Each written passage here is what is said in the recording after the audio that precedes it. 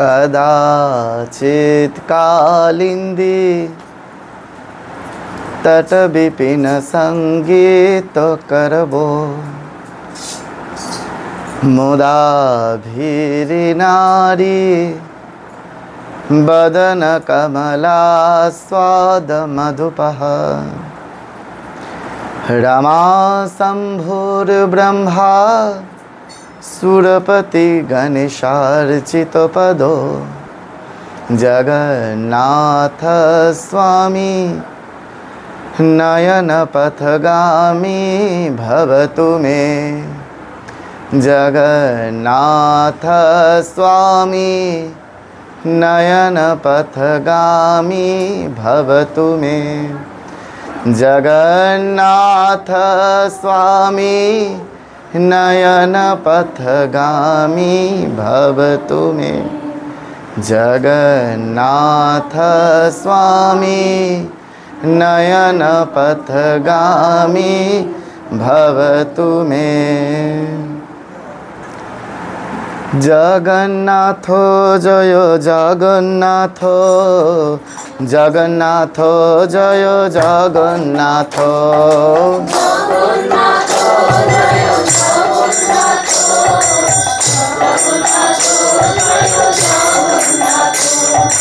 जगन्नाथो जय जगन्नाथो जगन्नाथो जय जगन्नाथो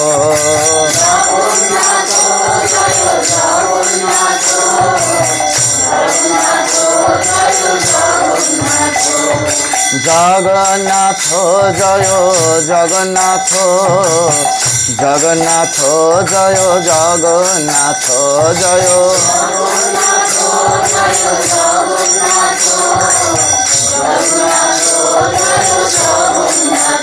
जय बलदेवा जय बलदेवा बलदेवा जय बलदेवा जय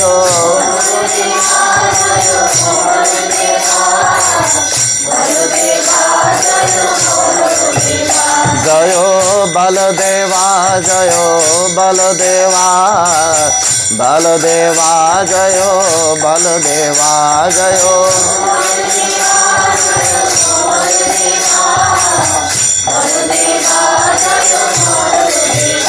जय सुभद्रा जय सुभद्रा सुभद्रा जय सुभद्रा जय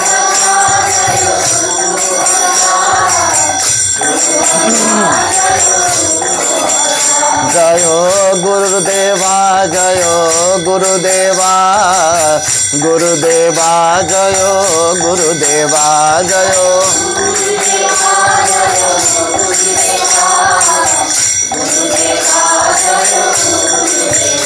जय गुरुदेवा जय गुरुदेवा गुरुदेवा जय गुरुदेवा जय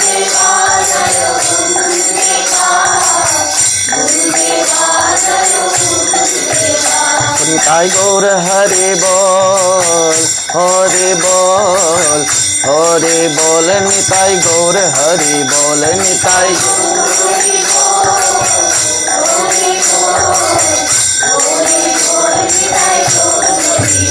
निताई गौर हरि बोल निताई गौर हरि बोल गौर हरि बोल निताई गौर हरि बोल निताई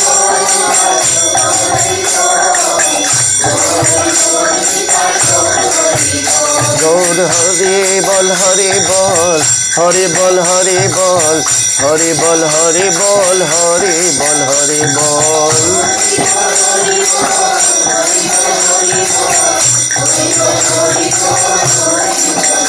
जय जगन्नाथ जय जगन्नाथ जगन्नाथ जय जगन्नाथ जय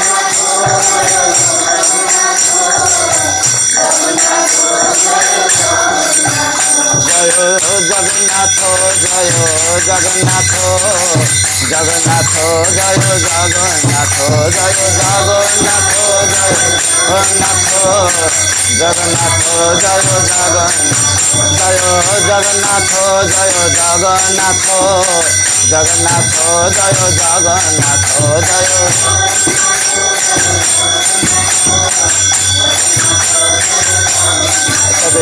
জগন্নাথ জয় জগন্নাথ জগন্নাথ জয় জগন্নাথ জয় জগন্নাথ জয় জগন্নাথ জগন্নাথ জয় জগন্নাথ জয় জগন্নাথ জয় জগন্নাথ জগন্নাথ জয় জগন্নাথ। জয় শ্রী শ্রী জগন্নাথ মহাপ্রভু কি।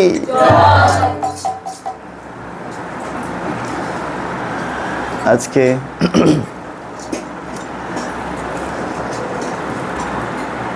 ভক্তের কাছে বড় আনন্দের দিন। ভগবানকে নিয়ে যেদিনই থাকা যায় সেদিনই বড় আনন্দের দিন। আসলে আমরা সারাদিন যা নিয়ে ভাবি সেটাই আমাদের অবচেতন মনে পরিস্ফুট হয়ে থাকে। আমরা যদি পথ চলতে গিয়ে প্রথমে দেখি একটি সোনার দোকান,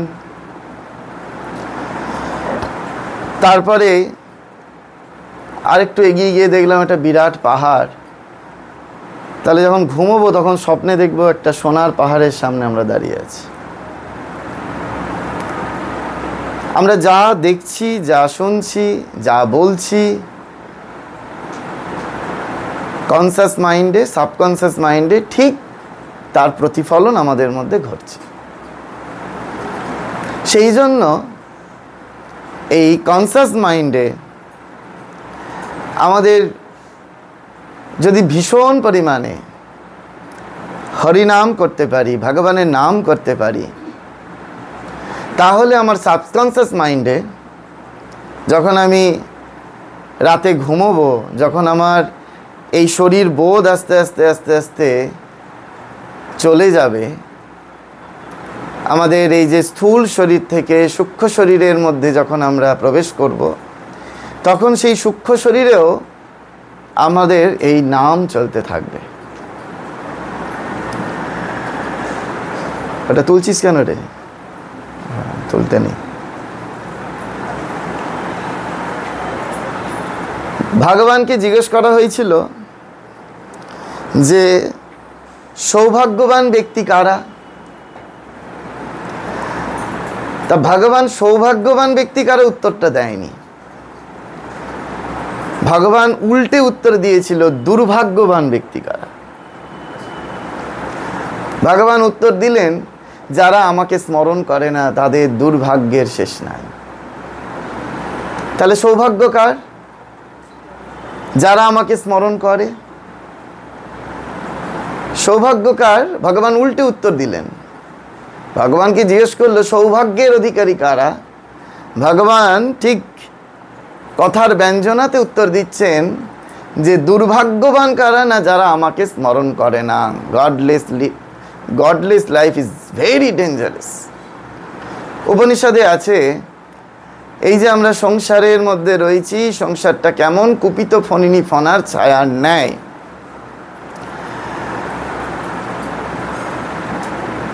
সূর্যের তাপ, একটু ছায়ায় দাঁড়ালে বেশ শীতলতা অনুভব হয়। শীতলতা কীরকম না, সর্প ফণা তুলেছে, তার তলায় ছায়া পড়েছে, সেই ছায়ায় আমরা দাঁড়িয়ে ভাবছি যে বেশ আরামে আছি, কিন্তু পর মুহূর্তেই যে সর্পদংশনে আমার প্রাণ সংশয় হতে পারে সেই দিকে আমাদের কোনো ভ্রুক্ষেপ নাই, কোনো ভ্রুক্ষেপ নাই। সেই সংসার রূপ ছায়াটা হচ্ছে ওই কুপিত ফণিনী ফণার ছায়ার ন্যায়, উপনিষদ বলছে। সেই জন্য সংসারে থাকতে গেলে কিরকম করে থাকতে হয় সেইটির অভ্যাসের জন্য এই রূপ আয়োজন মাঝে মাঝে করতে হয়। যে সকালবেলা থেকে ভগবানের জন্য আপনারা কত শুদ্ধ মনে শুদ্ধভাবে, আশা করব নিশ্চয়ই জপ করতে করতে ভগবানের জন্য রন্ধন করেছেন না, ভগবানকে ভোগ লাগানো হবে, ভক্তেরা প্রসাদ পাবে। আবার জড়জগতের মানুষ রয়েছে, তারা আগে সংসার সব কর্ম করে তারপরে ভগবানের সেবা করতে যাচ্ছে, কিন্তু তাদের কপালে দুঃখের শেষ নেই। যারা আগে সংসারের কর্ম করে আর পরে ভগবানকে জল মিষ্টি দেয়, তাদের দুঃখের শেষ নাই। প্রথম প্রথম খুব ভালো থাকবে তারা, যে ভাববে যে এই তো কি আছে, হ্যাঁ আগে সংসারের মানুষগুলোকে তো খেতে পড়তে দিতে হবে, বাচ্চাগুলো স্কুল যাবে, স্বামী অফিসে বেরোবে, তাদের জন্য আগে রান্না করতে হবে, তারপরে সময় পেলে ভগবানকে ডাকবো। কিন্তু যদি খুব ভালো করে সার্ভে করে দেখেন, তারা প্রথম জীবনে খুব ভালো থাকবে, কিন্তু এইটা যদি টানা করতে থাকে, তাদের জীবনে দুর্গতি নেমে আসবে। এগুলো খুব মন দিয়ে শিখুন আপনারা। যদি এখান থেকে 10 জনও শেখেন, দেখবেন 10 জনই উপকৃত হবেন। শ্রীরামকৃষ্ণদেব জন্মাবেন, ধনী কামার নিয়ে এসে গেছে। তখনকার দিনে তো আর সার্জারি নয়, তখন নর্মাল ডেলিভারি, বাচ্চা প্রসব হবে। ক্ষুদিরাম চট্টোপাধ্যায় বললেন, এখনো রঘুবীরের সেবা হয়নি, বলো চন্দ্রামণিকে গর্ভ যন্ত্রণা সহ্য করতে। ঠাকুরের প্রতিপদে জন্ম হওয়ার কথা ছিল, সেই দিন গর্ভ যন্ত্রণা সহ্য করতে গিয়ে এমন অবস্থা হলো, সেই দিন আর গর্ভপাত হলো না। পরের দিন ভোর রাতে শুক্লা দ্বিতীয়া, ফাল্গুনী শুক্লা দ্বিতীয়ায় ভগবান শ্রীরামকৃষ্ণদেব ধরার বুকে আবির্ভূত হলেন। কেন?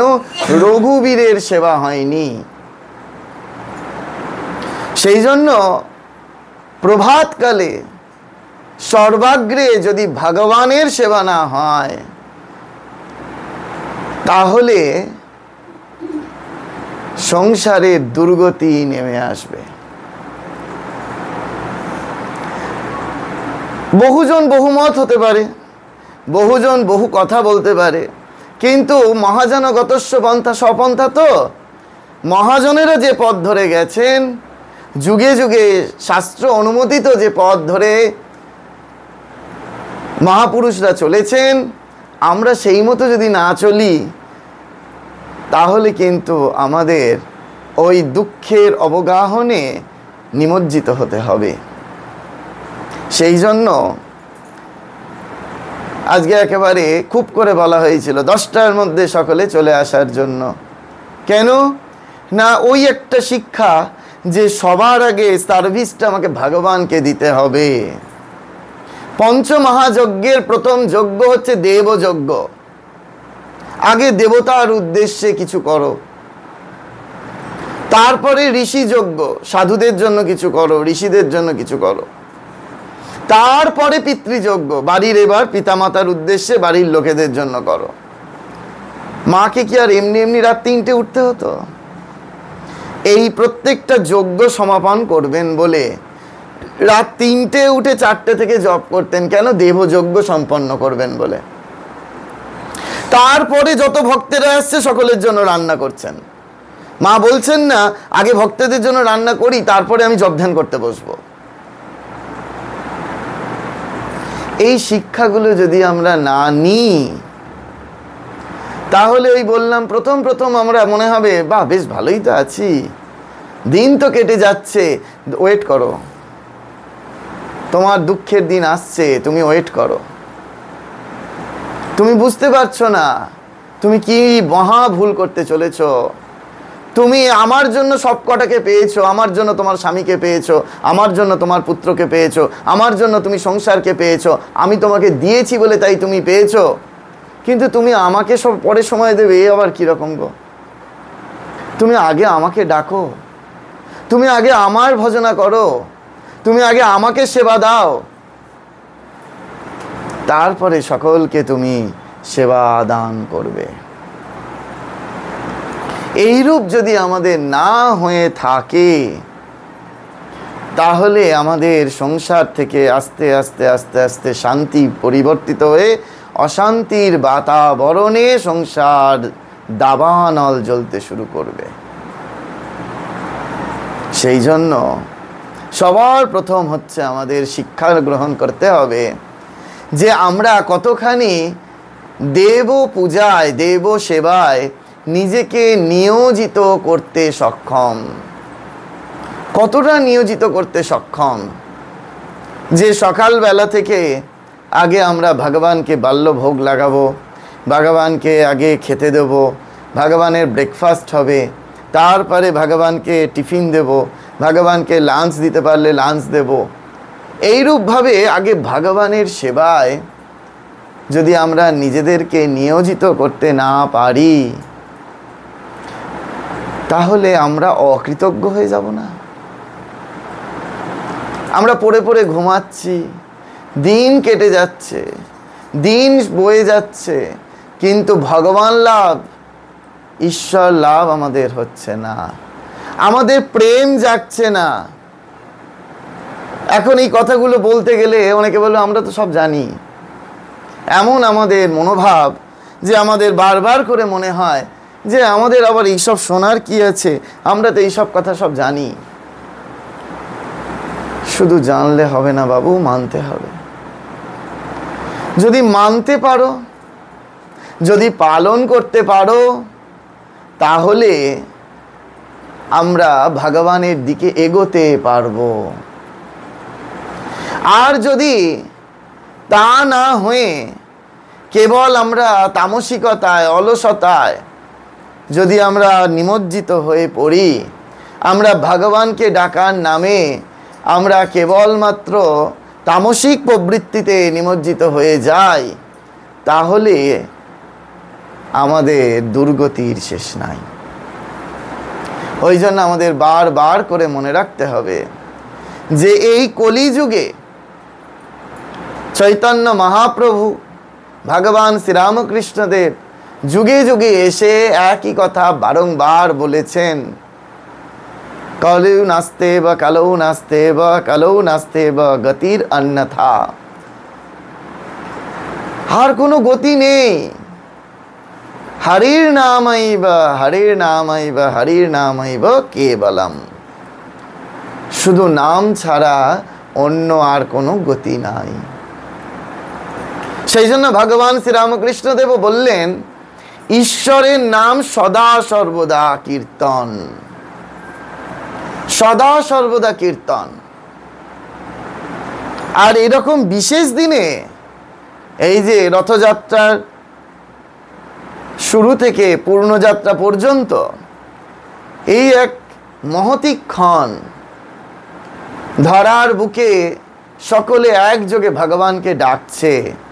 আমরা যদি পূর্ণরূপে ভগবান জগন্নাথের কাছে সারেন্ডার হয়ে যেতে পারি, তাহলে ভগবান আমাদের সব কিছু থেকে রক্ষা করবার জন্য উদ্গ্রীব হয়ে আছেন। কিন্তু আমাদের তো ভগবানের কথা, ভগবানের নাম সেই সব সময় নেই। আমাদের কর্মের দিকে ছুটতে হবে, আমাকে সংসার প্রতিপালন করতে হবে।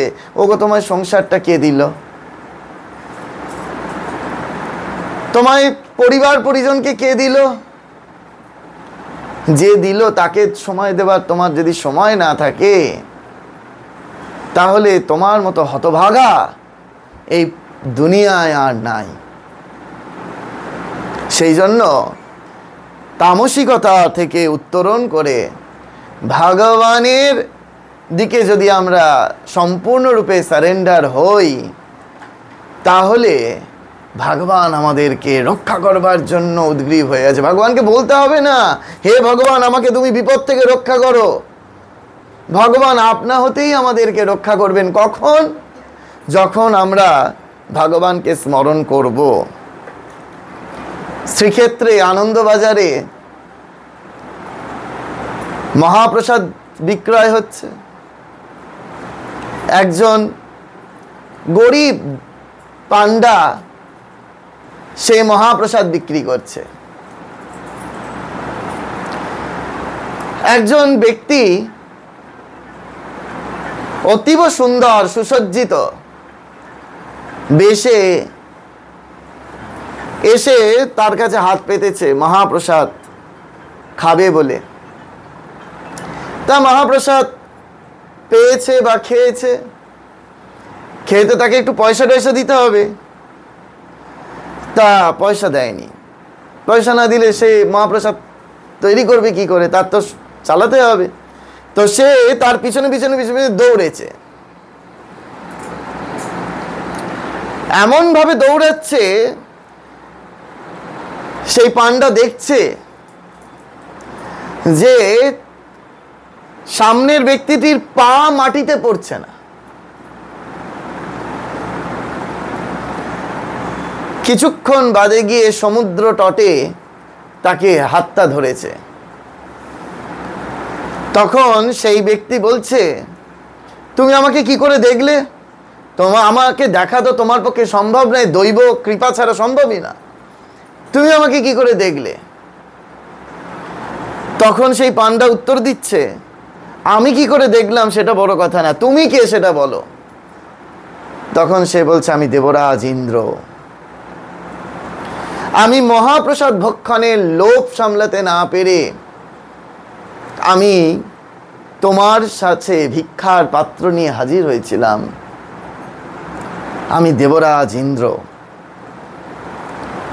সেই জায়গাটি কোথায়? শ্রীক্ষেত্রের স্বর্গদ্বার, সমুদ্র তটের কাছে স্বর্গদ্বারে দেবরাজ ইন্দ্র স্বয়ং এসছেন। সেখান থেকে আকাশপথে বিমানে চলে যাবেন। বহু পাণ্ডাদের অভিমত আছে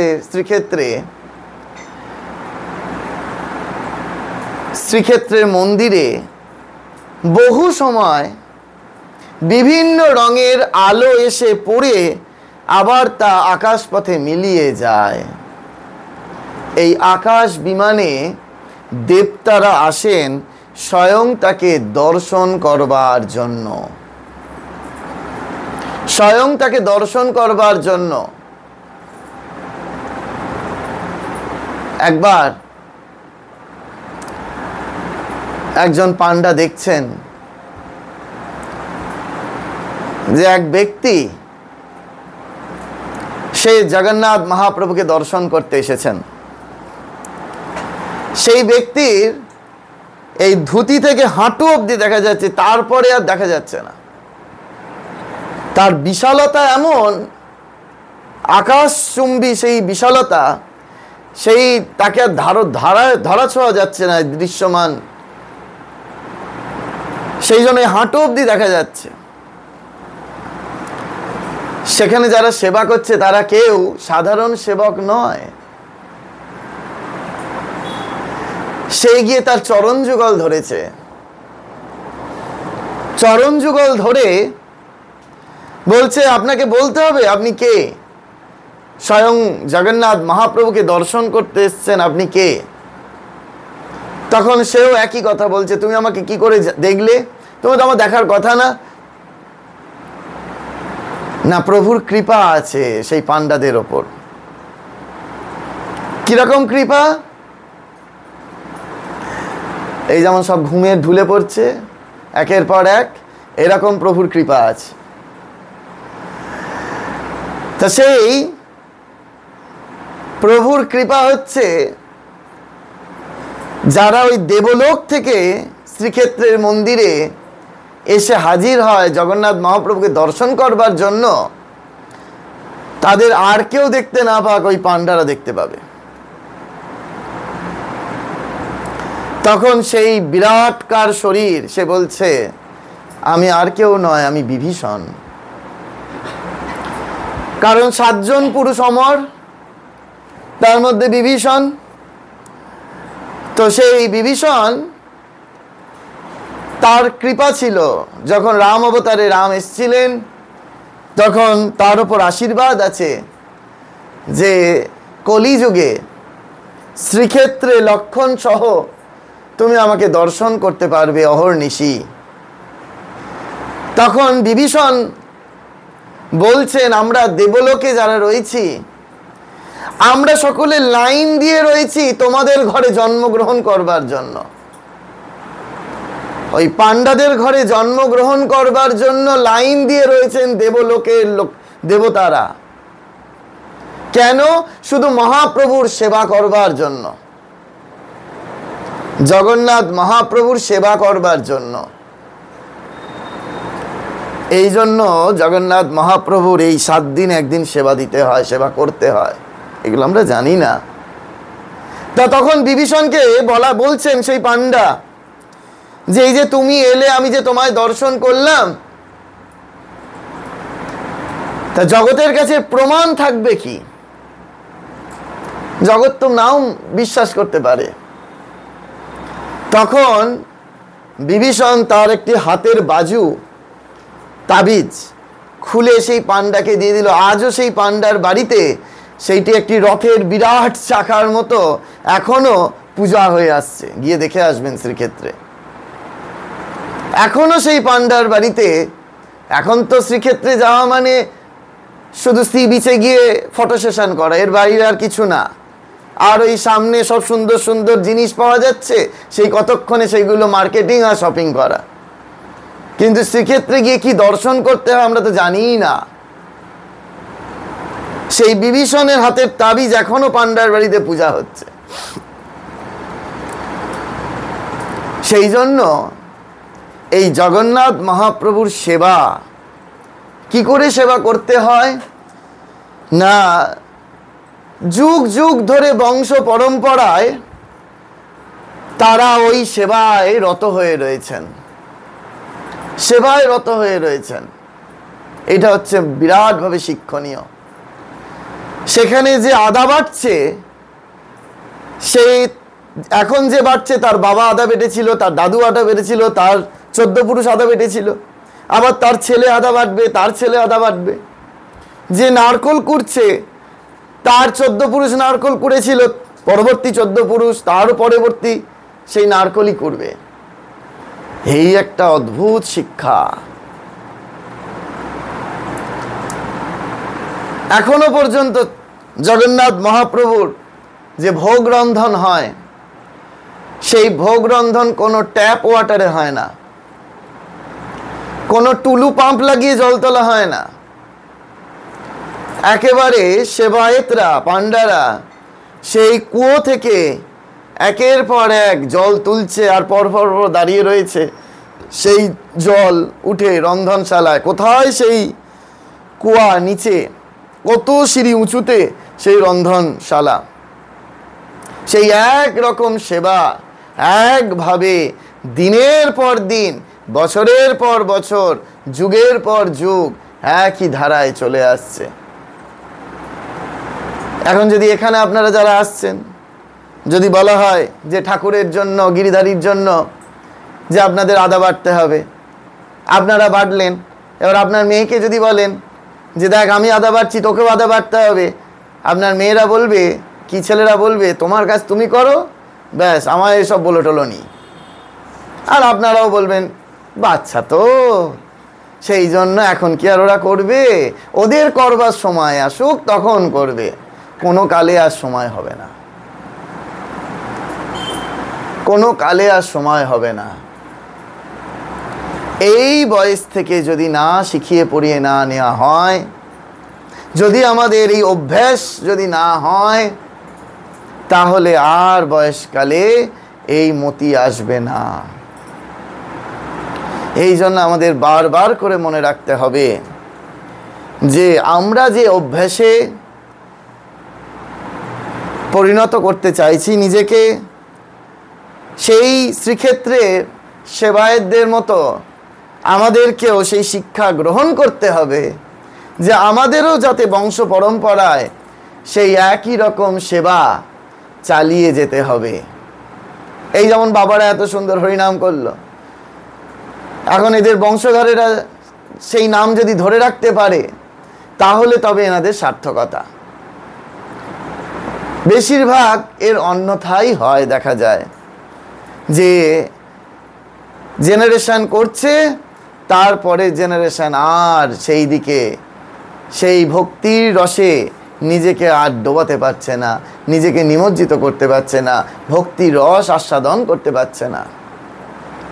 কিন্তু ভগবানের অশেষ কৃপায় আর নিজের সাধন বলে যদি আমরা আমাদের সাধন চেষ্টায় এতটুকু একটু আমরা হরি নামে নিজেদেরকে নিমজ্জিত করতে পারি, তাহলে এই কলিযুগে এর থেকে বড় সাধন আর কিছু নাই। হরি নামে, হরি নামে,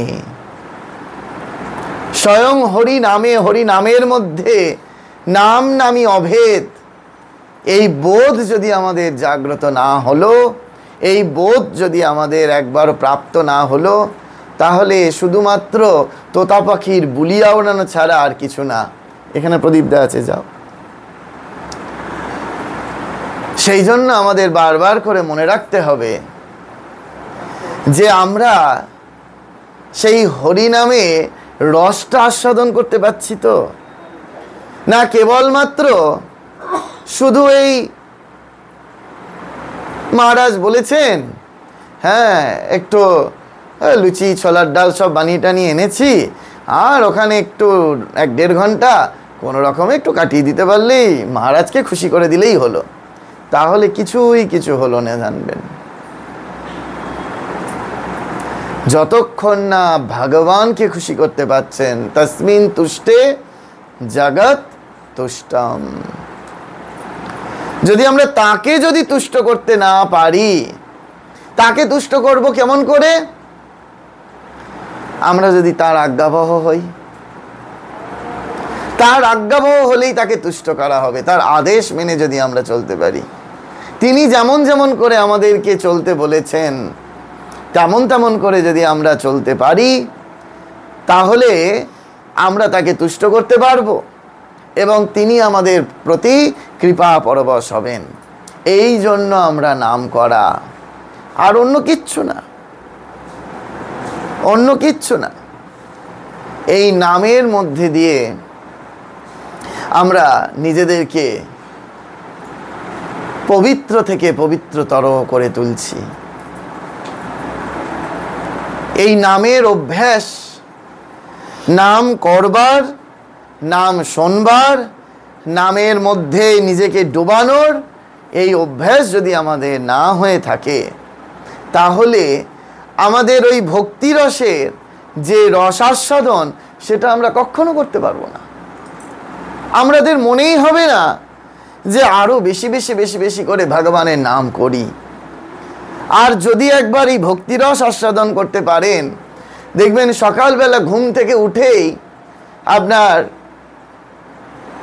ভগবানের সেই পূজা বলুন, জপ বলুন, হরিনাম বলুন, ভগবানের সেবা বলুন, দেখবেন ওইগুলির প্রতি এত প্রীতি জন্মাবে, এত প্রীতি জন্মাবে যে আপনাকে সময় আলাদা করে আর করে নিতে হবে না, সময় অটোমেটিক্যালি হয়ে যাবে, সময় অটোমেটিক্যালি হয়ে যাবে। আমরা কথায় কথায় বলি না সময় পাই না, সময় কেউই পায় না, ওই সময় হয়ে যায়। সেই জন্য আমাদের বারবার করে মনে রাখতে হবে যে আমরা যদি সেই ভগবানের নামে যদি প্রেম না জাগলো, ভগবানের নামে যদি আমাদের দুফোঁটা চোখ দিয়ে জল না বেরোলো, ভগবানের নামে যদি আমরা নাই আনন্দ পেলাম, তাহলে কিছু হলো না। এই জন্য এই বিশেষ যে তিথিগুলো, সেই তিথিগুলোকে খুব করে কাজে লাগানোর চেষ্টা করুন, খুব করে কাজে লাগানোর। যে এই তিথিগুলোতে, এরপর এই গুরু পূর্ণিমা, আমরা এরকমভাবে ভগবানের নামে গানে, ভগবানের স্মরণ মননে আমরা যদি নিজেকে না ডুবিয়ে রাখতে পারি, না ডোবাতে পারি, তাহলে এই সংসার সাগরে কেবল ঘূর্ণিপাকে প্রাণ যায় যায় অবস্থা হয়ে দাঁড়াবে। তাই তো হচ্ছে। কিন্তু এই হরিনাম করলে কি হয় জানেন তো? এই আমাদের যত জাগতিক যত বাধা, সেই বাধাগুলো আস্তে আস্তে আস্তে আস্তে কেটে যায়। কিরকম? সারদা মা বলছেন যে ভগবানের নাম করলে কি হয়, বিধির বিধি খণ্ডন হয় না, কিন্তু যেখানে ফালবৃত্ত সেখানে ছুঁচ বিঁধবে। যেটা বড় আকারে বিপদ আসার কথা ছিল, সেটা ভগবানের নাম করলে ভগবান আমাকে ওটা ছোট করে দেবে, কারণ প্রারব্ধ ভোগ করতেই হবে, কিন্তু ভগবানের নামে ওটা অনেক ছোট হয়ে যায়।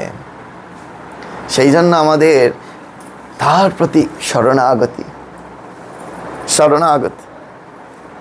হে ভগবান, আমি তোমার শরণাগত, আমি আর কিচ্ছুটি জানি না, তুমি আমাকে যেমন করে চালাবে আমি তেমন করেই চলব। এইরূপ যখন আমাদের ভাব এসে জুটবে, ততক্ষণ আমাদের সেই পরম রসের আস্বাদন কিছুতেই অনুভব করতে পারবো না। সেই জন্য সম্পূর্ণরূপে শরণাগত। যারা ছাত্র, যারা স্কুলে পড়ছে, এই বাচ্চা ছেলে মেয়েগুলো, এদেরও ঠিক তাই। ওই স্কুল যেতেই হবে, ভগবানের নাম ফেলে কোনো প্রয়োজন নেই। আমরা নিজেরা করেছি, এই শরীর করেছে।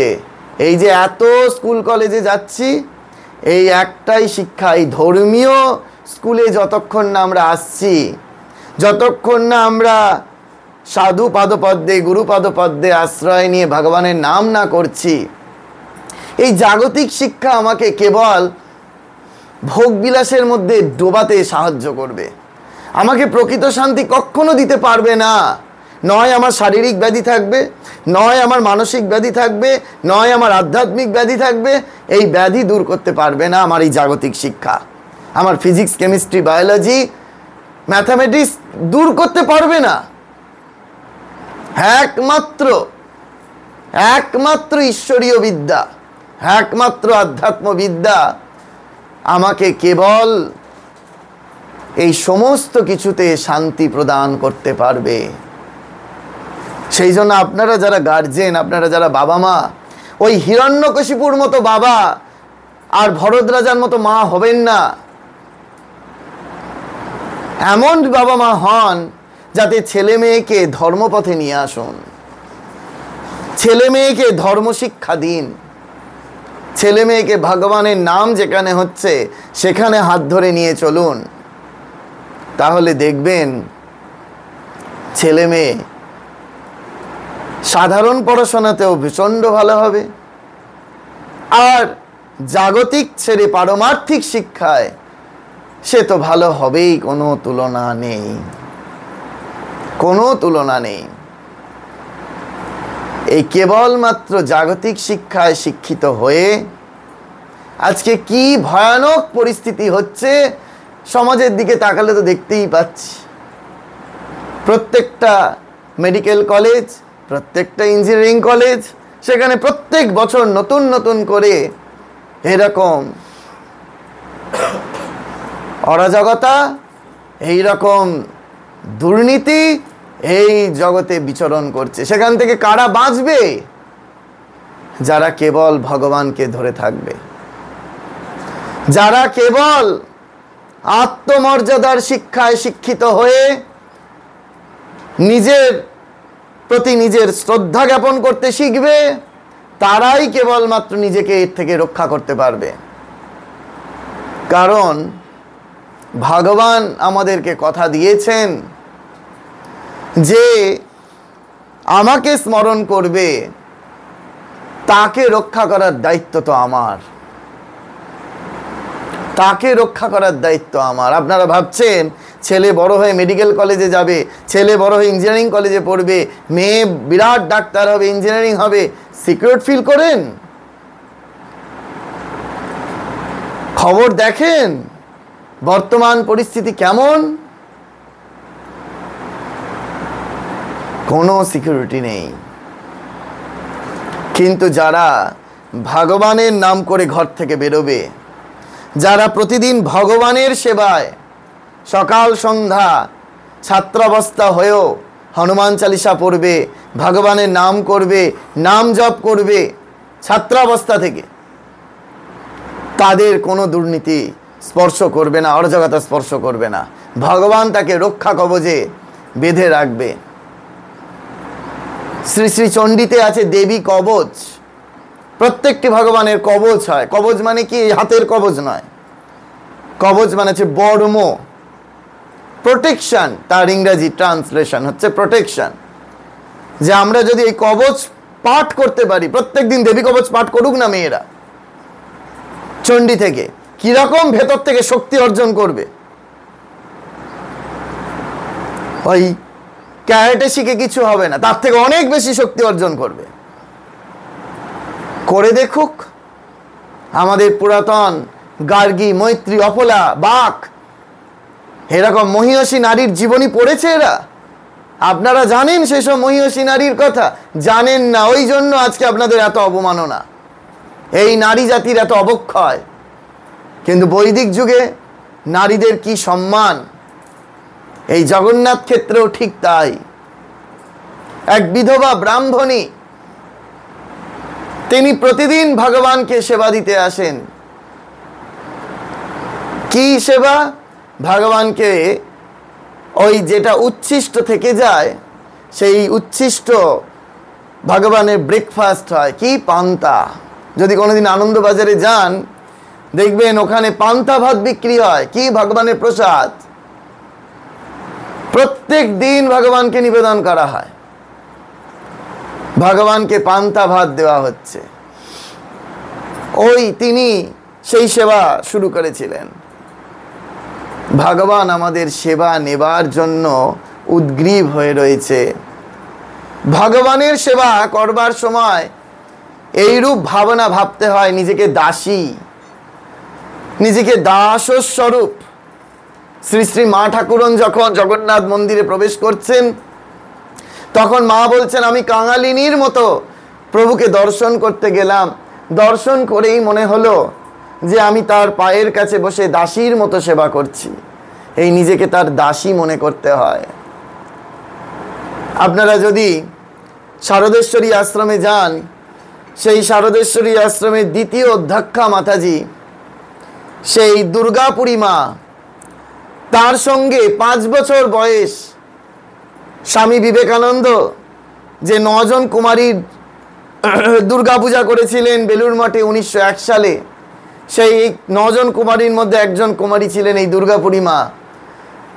5ম বর্ষীয়া বালিকা যখন, তখন তার সঙ্গে কার বিবাহ হচ্ছে? স্বয়ং জগন্নাথ মহাপ্রভুর।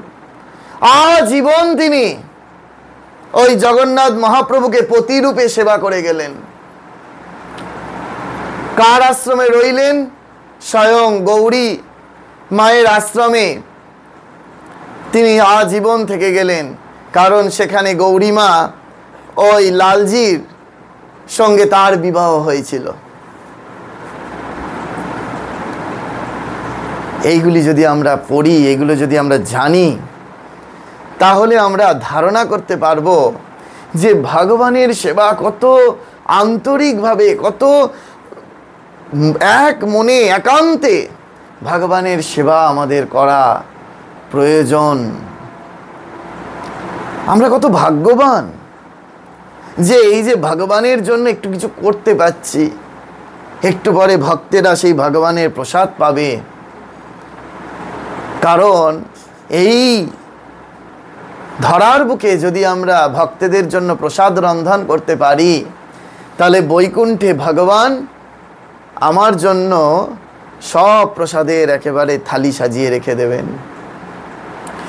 আর যদি আমরা এখানে ভক্তদের প্রসাদ দিলাম না, ভক্তদের জন্য কোনো সেবার আয়োজন করলাম না, আগে কেবল ওই পরিবার পরিজন যারা জড়জগৎ নিয়ে মেতে রয়েছে তাদের দিকে আমরা তাকাতে শুরু করলাম, তাহলে থালি, কোনো থালি তো জুটবে না।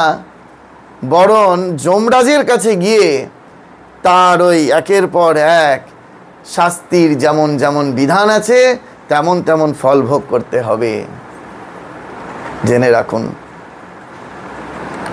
সেই জন্য যারা এখনো পর্যন্ত মনে করছেন আগে সংসারের সব কাজ গুছিয়ে নিয়ে তারপরে ভগবানকে ডাকবো, তারা আজ থেকে এই মুহূর্ত থেকে শপথ নিন যে আগে ভগবান, তারপরে যাবতীয় যা কিছু সংসারের কাজকর্ম, সংসারের মানুষগুলোর সেবা তারপরে। কেন না, শ্রীরামকৃষ্ণদেব বলছেন যে প্রত্যেকটা জগতে যা কিছু নিয়ে মেতে আছি সব শূন্যের সমান। সেই একের পর এক শূন্য বসানো হচ্ছে, তার কোনো দাম নেই। কিন্তু ঈশ্বররূপ এককে যদি প্রথমে লিখে দেওয়া হয়, তারপর যতগুলো শূন্য বসান দেখুন, তারপরে একের পরে শূন্য 10, 10-এর পরে শূন্য 100, 100-এর পরে শূন্য 1000, 1000-এর পরে 10,000, এইরূপভাবে তার দাম বাড়তে থাকবে।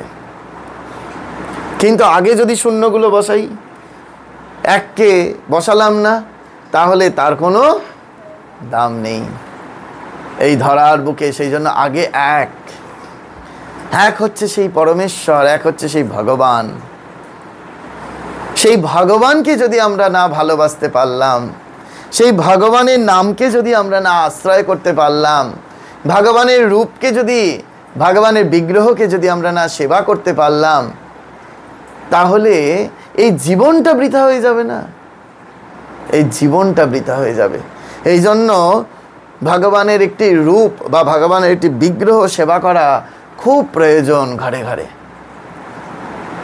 ভগবানকে নিয়ে ওই তাকে স্নান করানো, তাকে খাওয়ানো, তার পরিষেবা করা, তাকে নিয়ে চিন্তা করা, তার আমার খিদে পেলে তার খিদে পাচ্ছে এই বোধ যতক্ষণ না হচ্ছে, ততক্ষণ কেবল ঠাকুর ঘরে ঠাকুর আছে মাত্র। ওই সকাল সন্ধ্যা একটু নকুলদানা দিয়ে দিলাম, আপনার নকুলদানার অপেক্ষায় ভগবান বসে নেই। ভগবান নকুলদানা, মিষ্টি ফল ফুল এইসব চান না। ভগবান গীতার আমাদের বলছেন, পত্রং পুষ্পং ফলং তোয়ং, যেইটাই দাও না কেন যদি ভক্তির সহকারে যদি আমাকে না দাও, তাহলে আমি কোনোটাই গ্রহণ করি না, কোনোটাই গ্রহণ করি না। কিন্তু আমাকে একটু ভক্তি মিশিয়ে দাও ওতে, দেখবে আমি, ওই ঠাকুর কত সুন্দর করে উদাহরণ দিয়েছেন। বলছেন গরুকে শুধু খড় দেওয়া হয়েছে, গরু খড় খাবে, কিন্তু খড়ে যদি একটু খোল মিশিয়ে দেওয়া হয়, জাব মানে হচ্ছে খাবার, সেই জাবে যদি একটু খোল মিশিয়ে দেওয়া হয়, গরু হাম হাম করে খাবে। ওই খোলটা হচ্ছে ভক্তি। সেই ভক্তি রূপ খোল যদি আমরা ভগবানকে হয়তো একটু লুচি দিচ্ছি, ভগবানকে একটু ডাল দিচ্ছি, ভগবানকে একটু অন্ন দিচ্ছি, ভগবানকে একটু সবজি দিচ্ছি, ভগবানকে একটু পরমান্ন দিচ্ছি, সেটা বড় কথা নয়। কিন্তু ভগবানকে আমার সম্পূর্ণ মনের ভক্তিটা উজাড় করে দিচ্ছি তো, এইটি আমাদের কিন্তু বারবার করে মনে রাখতে হবে। সেই জন্য কিছু কিছু কঠোরতা খুব প্রয়োজন, কিছু কিছু কঠোরতা খুব প্রয়োজন। একটা বাঁধন না থাকলে কোনো জিনিস কিছু চলে না। একটা অফিস ধরুন, যে যেমনকার খুশি মতো যদি চলে, তাহলে যে বস সে অফিসটা চালাতে পারবে? যদি মনে করে তার যত এমপ্লয়াররা রয়েছে তারা যেমন খুশি তেমন চলবে, হবে? আস্তে আস্তে কি হবে? সেই কোম্পানিটা বন্ধ হয়ে যাবে, চলবে না। তাহলে তার একটা নিয়ম করতে হবে। ঠিক তেমনি সংসার যদি ঠিক মতো চালাতে হয়, তাহলে একটা নিয়মে বাঁধুন যে বাচ্চাদের এই সময় ঘুম থেকে উঠতে হবে, তারপরে বাসি জামাটা ছাড়তে হবে, তারপরে বাসি জামাটা ধুতে হবে, তারপরে হাত পা মুখ ধুয়ে ফ্রেশ হয়ে ঠাকুর ঘরে যেতে হবে, ঠাকুর ঘরে গিয়ে ধূপ ধুনো দেখাতে হবে, তারপরে একটু ভগবানের নাম করতে হবে, তারপরে পড়াশোনা করতে হবে, তারপরে বড়দের সঙ্গে যদি হাতে হাতে একটু কাজ করতে হয় কাজ করতে হবে। প্রত্যেকটা একটা নিয়মে বাঁধুন। আর যদি মনে হয় যে না, ওরা তো বাচ্চা আছে, ও এখন ওদের সব বয়স হয়নি, ওরা ওদের মতো চলবে, তাহলে জানবেন একটা সময় যখন আপনি এবার আপনার মতো চালাতে চাইবেন, তখন বাবু আর ও চলতে চাইবে না। কারণ আপনি তো ছোটবেলা থেকে ওই নিয়মে ওদের বাঁধেননি, ওদেরকে দেখাননি যে সকালবেলা উঠে বাসি জামা কাপড়টা ছেড়ে নিজেকে ওই বাসি জামা কাপড়টা ধুতে হয়। আপনি তো ওদের শেখাননি যে বাসি জামা কাপড়টা ছেড়ে ঠাকুর ঘরে গিয়ে ঠাকুরকে একটা ধূপ দিতে হয়। কিন্তু যখন আপনি অসুস্থ, যখন আপনি আর পারছেন না, তখন বলছেন ওরে এবার তুই নিজের কাজটা নিজে কর। কেন করবে? আপনি তোর অভ্যেস কোনোদিন তৈরি করে দেননি। তখন আর চোখের জলে নাকের জলে হয়ে কোনো লাভ নেই। এই জন্য একটা নিয়মে বাঁধুন। নিয়মটার কেন্দ্রবিন্দু থেকে থাকবে ঈশ্বর, ভগবান। ভগবানকে কেন্দ্র করে যদি আমরা প্রত্যেকটা নিয়মকে বেঁধে ফেলতে পারি, তাহলে দেখবেন আমাদের আর কোনো সমস্যা থাকবে না। যেমন সংসারে কিরকম, ঘুম থেকে উঠেই প্রথমে আগে চৌকাটে জল দিতে হয়। এসব আমরা পূর্বাশ্রমে ছোটবেলা থেকে দেখে এসেছি। চৌকাটে জল দিতে হয়, কারণ ওইখানটা আগে পরিষ্কার করে নিতে হবে। তারপরে বাসি ঘর থাকলে আগে বাসি ঘর সাফ করে নিতে হয়। কেননা ভগবান ঘরের মধ্যে আছেন, তো তিনি তো একটু হাঁটাচলা করবেন। তাহলে সেই জায়গাটা যদি পরিষ্কার না থাকে, ওই বেলা 12টা অবধি বাসি ঘর পড়ে রইল, তাহলে ভগবান ওই বাসি ঘরে হাঁটাচলা করবেন? এইগুলো প্রত্যেকটা জিনিস ভাবতে হয় ভগবানকে কেন্দ্র করে। এই ইদানিং দক্ষিণেশ্বরের মন্দির এত অপরিষ্কার থাকছেন, পূজনীয় ঈশাত্মানন্দজি মহারাজ প্রকাশ্যে বলেছেন যে ওই মন্দির চত্বরটি যদি পরিষ্কার করে না রাখা হয়, তাহলে মা তো শুধু ওই মন্দিরের মধ্যে আবদ্ধ নয়, মা তো একটু হেঁটে চলে বেড়াবেন।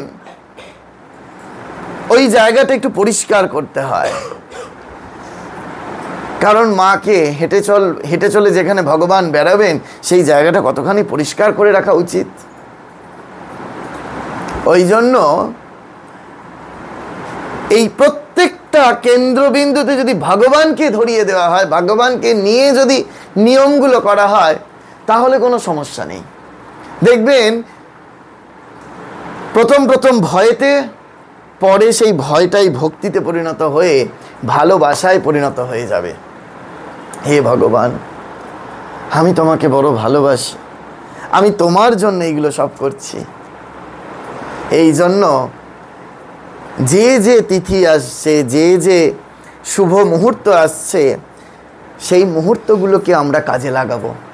যদি এখানে 10 জন উদ্বুদ্ধ হন এই কথায়, 10 জনই কাজে লাগান। 10 জনই ভগবানের নাম করি, 10 জন ভগবানের নামে নিজেদেরকে একেবারে ডুবিয়ে রাখি, ভক্তদের জন্য প্রসাদের আয়োজন করি, সপরিবারে আমরা ভগবানের নামে একসূত্রে বাঁধি, তাহলে দেখবেন আপনার জীবনে দুঃখ আসুক, যন্ত্রণা আসুক, জ্বালা আসুক, আপনি কিরকম একটা অদ্ভুত শান্তির মধ্যে, অদ্ভুত আনন্দের মধ্যে আপনি কাটিয়ে দিয়েছেন। কিন্তু এইগুলো যদি সব গোলমেলে হতে থাকে, তাহলে কিন্তু সব কিছু আপনার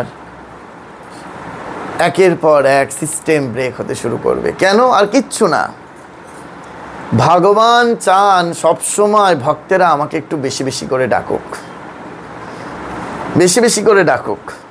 এই বেশি বেশি করে ডাকাবার জন্য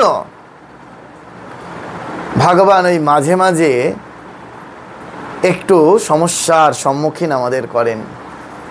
কখন করবেন? যখন আমাদের ডাকাটা কম হয়ে যাবে। সাধুদের ক্ষেত্রে হয়, আপনারা তো গার্হস্থ আশ্রমে আছেন, আপনাদের তো আরও হবে। যেই জপ ধ্যান কমে যাবে, তখনই ভগবান এমন একটা কোনো সমস্যার সম্মুখীন করে দিল, সেটা সাংসারিক হোক, শারীরিক হোক, মানসিক হোক, তখন আমরা ত্রাহি ভগবান, ত্রাহি ভগবান, ত্রাহি ভগবান, হে ভগবান, হে ভগবান, হে ভগবান। আবার যেই ভগবানকে আমরা চিন্তা করছি, তখন ভগবান আস্তে আস্তে আস্তে আস্তে আস্তে আবার সব ঠিক করে দিচ্ছে। তাহলে আমরা ভগবানকে নিয়েই সবসময় থাকি, ভগবানকে নিয়েই আমরা সবসময় চিন্তা করি, আমরা ভগবানকে নিয়ে রসাস্বাদন করি। আমরা ওই এরপরেই শ্রাবণ মাস পড়ে যাচ্ছে, যেমন শ্রাবণ মাসের সোমবার, একটু সোমবারগুলো পালন করার চেষ্টা করি। শিব পূজায় নিজেকে ব্রতী করবার চেষ্টা করি। এইরূপভাবে কেবল যদি আমরা এই জড় জগৎ থেকে মনটাকে তুলে ও ঈশ্বরীয় জগতে মনটাকে দেবার, মন বসবে না বারবার করে বারবার করে। আপনি আসনে বসেছেন, মন লাগছে না, মন খালি এদিক ওদিক ছুটছে, মন এদিক ওদিক ছুটছে, ছুটুক, তবু আপনি আসন ছাড়বেন না, আসন ছাড়বেন না। একটা সময় আত্মগ্লানি আসবে, সকলের হচ্ছে, আমার মতো অধমের হচ্ছে না। সবাই ভগবানকে পাচ্ছে, সবাই ভগবানের প্রেমে নিজেকে ডোবাচ্ছে, আমার হচ্ছে না, আমার প্রেম জাগছে না, আমার তার নামে রুচি আসছে না, আমি কিছুতেই ভগবানকে পেতে পারছি না। এই আত্মগ্লানি যখন আসবে, তখনই আপনি ভগবানের অনেক নিকটে, অনেক কাছে চলে গেছেন। আর যদি মনে হয় যে না, আমাকে এরপরে উঠেই অমুক কাজে যেতে হবে, তমুক কাজে যেতে হবে, অমুক করতে হবে, তমুক করতে হবে, এই যত কাজে জড়াবেন, সেই জন্য ঠাকুর কথামৃতে দেখবেন বারবার করে ঠাকুর এইগুলো জন্য খুব করে পড়তে হয়, শাস্ত্র পড়তে হয়। ঠাকুর বলছেন ভগবানের কাছে প্রার্থনা করতে শেখাচ্ছে, হে ভগবান, তুমি আমার কর্ম কমিয়ে দাও, তুমি আমার কর্ম কমিয়ে দাও, যাতে তোমাকে বেশি করে ডাকতে পারি। কর্মের মধ্যে বেশি জড়ালে তাকে ডাকা হয় না। কেন ঠাকুর বললেন এই কর্ম কমিয়ে দেওয়ার কথা? বারবার করে ঠাকুর প্রার্থনা করতে বলছেন, আমার কর্ম কমিয়ে দাও। পড়ে দেখুন, রোজ কথামৃত পড়ুন, দেখবেন সেখানে ঠাকুর বলছেন আমাকে কর্ম কমিয়ে দাও। এই কর্মের বাতাবরণে যত নিজেকে ডুবিয়ে রাখবেন, তত একেবারে ভগবান ডাকা হবে না। আবার এই কর্মগুলোই যদি সৎকর্ম হয়, এই যেমন কালকে রাত্রিরে শোবার সময় আপনারা প্রত্যেকে ভেবেছেন, যারা যারা অন্তত ভগবানের জন্য রান্না করেছেন, কালকে সকাল সকাল উঠে পড়তে হবে, ভগবানের জন্য রান্না করতে হবে, ওখানে 10টার মধ্যে যেতে হবে। অন্যদিন কিন্তু এই ভাবনা আসে না, কিন্তু গতকাল রাত্রিরে আপনাদের যারা সচেতন মনের মানুষ, অবশ্যই এই ভাবনাটি এসেছে, অবশ্যই এসেছে যে কালকে তাড়াতাড়ি উঠে ভগবানের জন্য রান্না করতে হবে। দেখুন, আপনি চান বা না চান, ভগবানের চিন্তা আপনার অটোমেটিক্যালি হয়ে গেল। কখন? যখন সেই কাজটাই আপনি ভগবানের জন্য করবেন। আপনি সকালবেলা বাচ্চাগুলো স্কুল যাবে, আপনি টিফিন রান্না করবেন, সেই টিফিনটাই বাচ্চাদের জন্য না করে ভগবানের উদ্দেশ্যে নিবেদন করুন। ওই টিফিনটাই ভগবানকে যেটা দেবেন, সেটাই বাচ্চারা প্রসাদ পেয়ে স্কুল যাবে। দেখুন, ওইটা ভগবানের জন্য যেহেতু রান্না করতে হবে, আপনার মাথার মধ্যে সব সময়ের জন্য খেলবে ভগবানের জন্য রান্না করতে হবে, ভগবানের জন্য রান্না করতে হবে, ভগবানের জন্য রান্না করতে হবে। আপনি চান বা না চান, আপনার ভগবানের চিন্তা, ঈশ্বরীয় চিন্তাটা হয়ে যাবে, অটোমেটিক্যালি হয়ে যাবে। ওই জন্য আমাদের চিন্তার স্তরে, আমাদের এই কথা বলার স্তরে সব সময়ের জন্য যদি ঈশ্বরীয় ভাবকে আরোপ করতে না পারলাম, তাহলে আমাদের অবচেতন মনে, সাবকনসিয়াস মাইন্ডে আমাদের সে আর কোনো রূপ রেখাপাত করবে না। এটা জেনে রাখুন, জেনে রাখুন। সেই জন্য ওই একটি ঘটনা বলে শেষ করি। নবদ্বীপে একজন বিরাট মহাত্মা, সেই সিদ্ধ মহাত্মা তার শিষ্য তার কাছে গিয়ে বলছেন যে গুরুজি, আমার মায়ের খুব শরীর খারাপ, আপনি যদি একবার অনুমতি দেন, আমি একটু পূর্বাশ্রমে গিয়ে আমি আমার মাকে একটু দেখে আসতে পারি, আমার মায়ের খুব শরীর খারাপ। সবাই বলছে আর বেশি দিন বাঁচবে না। আর গুরুজি, আপনিও তো জানেন আমারও তো ক্যান্সার, আমিও বেশি দিন আর বাঁচবো না, তো সেই জন্য একবার শেষবারের মতো মাকে আমি দেখতে চাই। গুরুজি বললেন, না, তোমার যাওয়া হবে না, তোমার যাওয়া হবে না। ভীষণ দুঃখ পেলেন যে আমার নিজের ক্যান্সার, আমি কখন চলে যাই তার ঠিক নেই, আমার মায়ের এত অসুস্থ, আমি একবার কোনোদিন আশ্রম ছেড়ে একদিনের জন্য বেরোইনি, আমি একবার মাকে দেখতে যাব বলে প্রার্থনা জানালাম, সেইটুকুনি অনুমতি আমাকে দেওয়া হলো না। যখন সেই শিষ্যের শারীরিক কন্ডিশন একেবারে ভালো না, ডাক্তারবাবু এসে জবাব দিয়ে দিলেন যে বড় জোর আর 7 দিন ইনি বেঁচে থাকবেন, তখন তার গুরু বলছেন, যাও এবার গিয়ে তুমি মাকে দেখে এসো। তখন শিষ্য বলছে, আর আমি এখন গিয়ে কি করব? আপনাকে যখন আমি বললাম যে আমি গিয়ে দেখে আসি কয়েক মাস আগে, তখন আপনি আমাকে অনুমতি দিলেন না, আর ডাক্তার বলে দিলেন আমার যা শরীরের অবস্থা, আমি আর 1 সপ্তাহ বাঁচবো, এখন আর আমি মাকে দেখতে গিয়ে কি করব? তাতে আমার শরীর চলে যাবে। গুরু তখন বলছেন তার শিষ্যকে, দেখো, গুরু আদেশ তো তোমাকে পালন করতেই হবে, আমি বলেছি তো তোমাকে যেতেই হবে, গুরু আজ্ঞা পালন অত্যাবশ্যক। তা কি করে শিষ্য? তা গুরু আজ্ঞা পালনের জন্য সে পূর্বাশ্রমে মাকে দেখতে যাচ্ছে। আরো যারা তার গুরু ভাইরা রয়েছে তারা গিয়ে ট্রেনে তুলে দিয়ে এলো। ট্রেনে যেতে যেতেই সেই শিষ্যের শরীর চলে গেল, বাড়ি আর যেতে পারল না। বাকি যারা গুরু ভাইরা রয়েছে, যারা ট্রেনে তুলে দিয়ে এসেছিল, তারা যখন এই খবরটি পেল, এইরূপ গুরুর আচরণ দেখে গুরুর প্রতি তাদের বড় অশ্রদ্ধা জন্মালো, যে গুরুদেব এত নির্দয়, এত নিষ্ঠুর, যখন ও যেতে চাইলো তখন যেতে দিল না, আর গুরুদেব জানেন যে আর এ বাঁচবে না, একে এখন বলল যে তুমি মাকে দর্শন করে এসো। তখন এই বাকি শিষ্যরা থাকতে না পেরে গুরুদেবের ঘরে গিয়ে হাজির, একসাথে সবাই। গুরুদেব বুঝতে পেরেছেন, অন্তর্যামী তিনি। বলছেন, বলো তোমাদের কি জিজ্ঞাসা? তখন সমস্ত শিষ্যরা বলছেন যে আপনি এইরূপ কি আচরণ, আপনার এইরূপ আচরণ আপনাকে শোভা পায় না, আপনি জানেন, জেনে শুনে ওর এত বড় ক্ষতি করলেন। তখন গুরুদেব বলছেন যে দেখো, তোমরা তো শুধু এই জড়জগৎটা দেখো, সেই জড়জগৎ দেখে বিচার করো, আমি তো গুরু, আমি তোমাদের ভূত ভবিষ্যৎ দর্শন করি। যখন ও আমাকে বলেছিল যে আমি মাকে দেখতে যাব, আমি যদি তখন ওকে অনুমতি দিতাম, তাহলে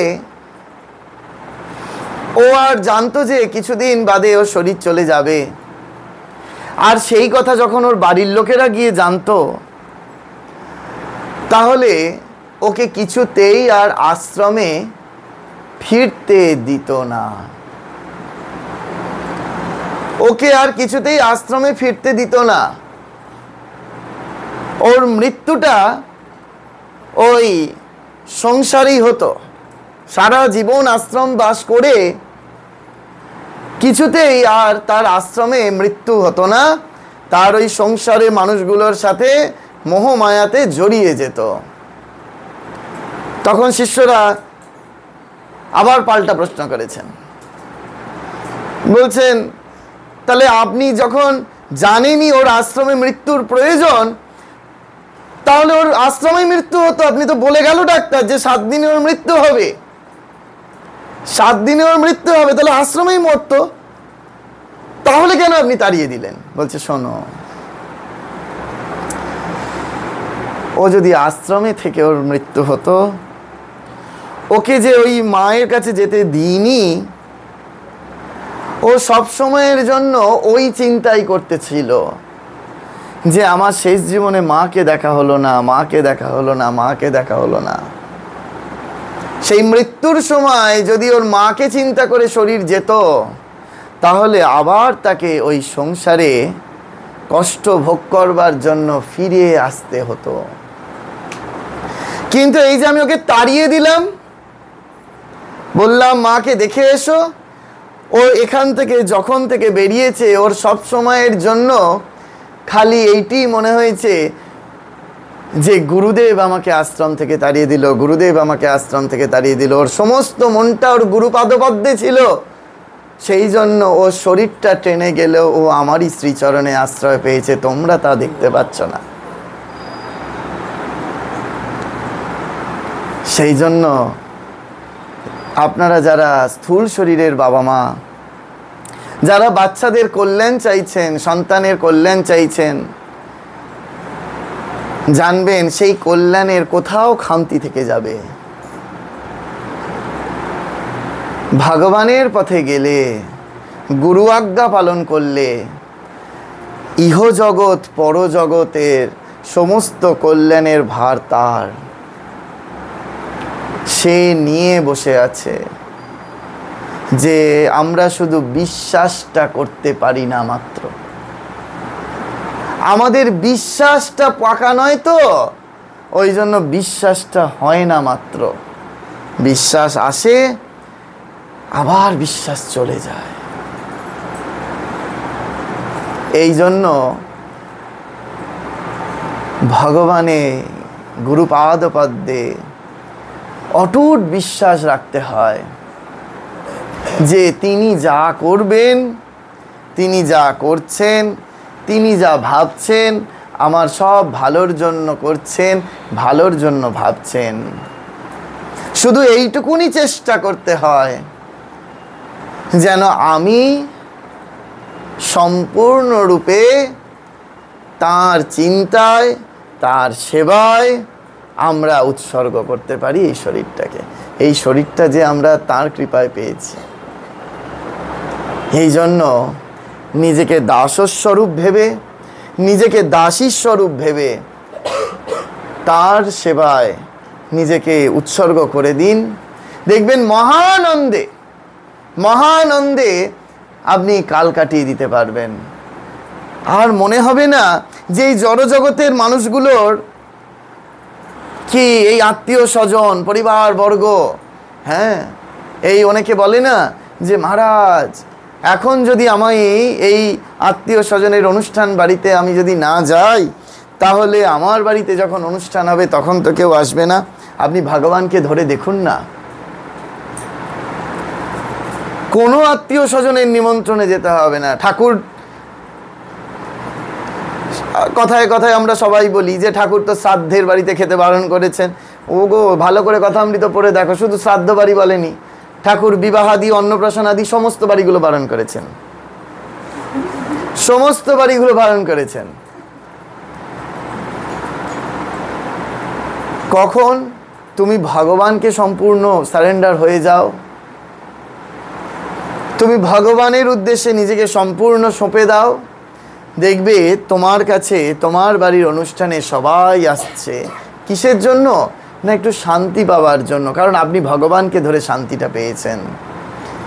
কিন্তু আমরা নিজেরাই শান্তি পেলাম না। হ্যাঁ, আমরা নিজেরা দীক্ষা নিয়ে অপরকে বলি যে দেখো তুমিও মন্ত্র নাও না, দেখবে আনন্দ পাবে। কিন্তু আপনি নিজেই মন্ত্র নিয়ে সেই আনন্দ পাননি। এখন যদি সেই আনন্দ না পেয়ে কথার কথা বলেন, তাহলে অপরকে সেইটা আলোড়ন সৃষ্টি করতে পারবে? অপরের মধ্যে পারবে না। আগে আপনি সেই আনন্দের অনুভবটা আপনার মধ্যে জাগ্রত। একটু এগিয়ে আসুন না, এসছে, একটু বসুন। তো সেই আনন্দটা যদি না জাগ্রত হয়, তাহলে অপরকে সেই আনন্দ আপনি দিতে পারবেন না। সেই জন্য বারবার করে এইটুকুনি এই শুভ দিনে বলা যে হরিনাম এই যুগের মহামন্ত্র, 32 অক্ষরে গাঁথা 16 শব্দে রচনা, এর থেকে মহামন্ত্র আর কিছু হয় না। এই যে এত সুন্দর ফুলের মালা পরানো হয়েছে, এই মালাকে ধরে রাখা যাবে না। এই মালা আজকে সুগন্ধ দিচ্ছে, কালকে এই মালা শুকিয়ে যাবে, সেখান থেকে দুর্গন্ধ বেরোতে শুরু করবে। এটাকে যতক্ষণে ফেলতে পারলে ততক্ষণে আমরা স্বস্তির নিঃশ্বাস নিতে পারবো। এই মালা ধরে রাখা যাবে না। চৈতন্য মহাপ্রভু ডাক দিয়ে আমাদের বললেন, এসো এসো গো কলিহত জীব, তোমরা আমার কাছে এসো, আমি তোমাদেরকে এমন একটি মালা দেব। সেই মালা কি মালা?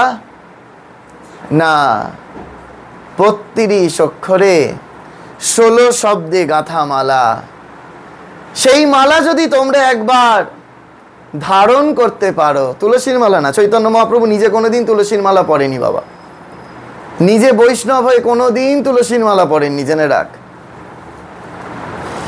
নিজে কোনোদিন তিলক করেননি, আমরা করি। সেই চৈতন্য মহাপ্রভু বলছেন, সেই মালাকে অন্তরে ধারণ করতে হয়। সেই অন্তরে যদি আমরা ধারণ করতে পারি, তাহলে আমরা প্রথমেই আমাদের ত্রিতাপ জ্বালা যাবে দূর হয়ে। তারপর আমরা আনন্দের স্বরূপ নন্দের নন্দন ভগবান শ্রীকৃষ্ণকে লাভ করতে পারব। সেই জন্য আমাদের অহর্নিশি হরিনাম করতে হবে। যদি আমরা অহর্নিশি হরিনাম করতে পারি, তাহলে এই যে গুরু প্রদত্ত যে বীজ মন্ত্র আমরা পেয়েছি, এই যে আপনারা মাঝে মাঝে জল খাচ্ছেন না, সেই জল কেন খান না? আমাদের যে সারাদিনের খাবার, সেই খাবারটিকে ডাইজেস্ট করবার জন্য। সারাদিনের যে মেন ফুড, সেটাকে ডাইজেস্ট করে হচ্ছে জল। ঠিক সেরকম বীজ মন্ত্র, গুরু প্রদত্ত বীজ মন্ত্র, সেইটি ডাইজেস্ট হবে তখন যখন আমরা ঠিকভাবে হরিনাম করতে পারবো। ওই হরিনাম হচ্ছে জলের মতো কাজ করে, না হলে ওইটিকে আমরা ঠিক মতো ডাইজেস্ট করতে পারবো না, আস্বাদন করতে পারবো না। তো সেই জন্য আমরা এখন সবাইকার হাতে তুলসী এবং ফুল দেব। আপনারা একযোগে সবাই মিলে আমরা ওম নমঃ ভগবতে বাসুদেবায় বলবো। এইরূপ 18 বার কি 28 বার বলবার পরে আপনারা সবাই গিয়ে ওই ভগবান জগন্নাথের ওখানে, ঠাকুরের পাশেই জগন্নাথ বসানো রয়েছে আজকে, সেখানে গিয়ে দেবেন। তারপরে ভোগ আরতি হবে। আরতিতে কাঁসর বাজাবেন না, আজকে হরিনামের মধ্যে দিয়ে আরতি হবে। তারপরে আপনারা সকলে প্রসাদ পাবেন।